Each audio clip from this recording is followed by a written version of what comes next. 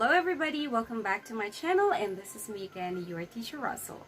In this video, we're going to talk about the 5 things that you can do daily to improve your English. If you're able to do these things, I'm sure that you will be able to improve your English eventually. I know that learning a language is not very easy, especially for us non-native speakers, so it is important to make a daily habit of doing things in order to improve your English. I have done all of these tips personally, so I am sharing this to everybody so I can also help you out. And if you're very passionate about improving your English, then I'm sure you will be able to succeed eventually.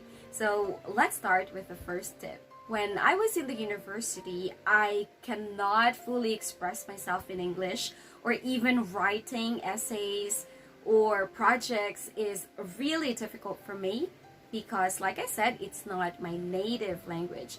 But what did I do to be able to improve my English? So first, what I did was I allotted 15 minutes of my time every day reading English books. When you read, you have to read aloud with your voice. Open your mouth. Okay, so why is it important to do it? Because we want to enhance your pronunciation as well. I've been telling you this in maybe most of my videos that pronunciation is very important. Why? Because mispronunciation of words actually create a communication problem when we're speaking with other people. Especially when we're talking to the native speakers. It is crucial, it is very important that we are speaking or saying the correct pronunciation for us to be able to express our opinions and our statements clearly. By reading aloud, you will be able to practice speaking with the correct pronunciation and intonation. So it does not only develop your vocabulary skill, but your overall speaking skill as well. I also suggest that you should record your voice while reading aloud. Well, we have our smartphones, right?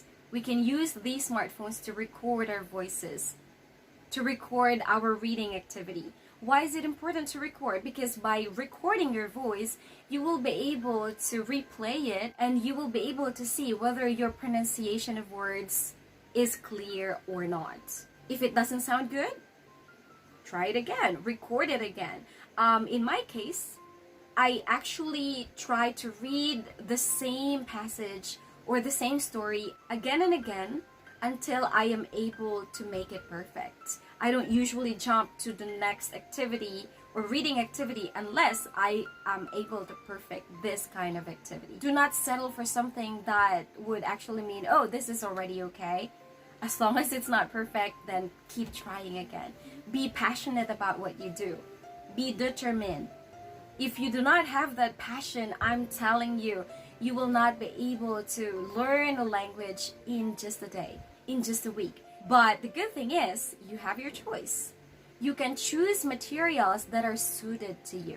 For example, you can read novels that you're interested in. If you're interested in current events, then you can read a newspaper. Try reading at least 2 paragraphs a day. I'm sure that you will be able to practice and hone your pronunciation. So read it again and again. So listen to your voice, play the recording. If it's not perfect, go back to it. If you're not sure about the pronunciation, you can always check the dictionary. You have your cell phones. You can download an app and check the correct pronunciation with you. You have dictionary.com. If you're online, you can search it. I personally use WordWeb. I'm using WordWeb for my Korean students because I am teaching English for Korean students, and that's my job. The most important thing is you have to find that perfect time for you to study. Imagine that's only 15 minutes of your time. We're even spending time to watch Korean dramas for 3 to 4 hours. So why not allot at least 15 minutes of your time to study English and read something? Right? For men, you're spending a lot of time watching basketball games, NBA games. If you're passionate about developing your English skill, then 15 minutes will do every day. But if you have more time, then make it 30 minutes. That would be much better. But if you're a busy person, then I recommend 15 minutes. That would actually be a lot of time already. If you do it every single day, I promise you, you will be able to improve that English skill of yours. So never give up, okay? In my case, I became fluent after a year. I'm so passionate about it. I just record my voice and I listen to it. Do I sound good? If not, do it again. If yes, then move on to the next article. Move on to the next story. Let's go to number 2. What else can you do to improve your English? Go ahead and find a movie that you really love to watch. Why is it important to do it? You attune your ears to the standard way of speaking English. In that way, you can listen to the native speakers how they speak English naturally. So you can actually repeat after them. When they say the word or when they say the sentence, you can repeat after them. You can also use a recorder. Again, record your voice. Copy what the actor or the actress have said. Like I said, if it doesn't sound good, do it again. Also, the movies has different kinds of situations where you can learn the most common sentences that they use in a certain situation. For example, in my case, I am learning Korean language these days. So what I do is I watch a lot of Korean dramas. In that way, I was able to adapt their intonation, their speaking pattern, their sentence structure. I am able to learn something while enjoying at the same time.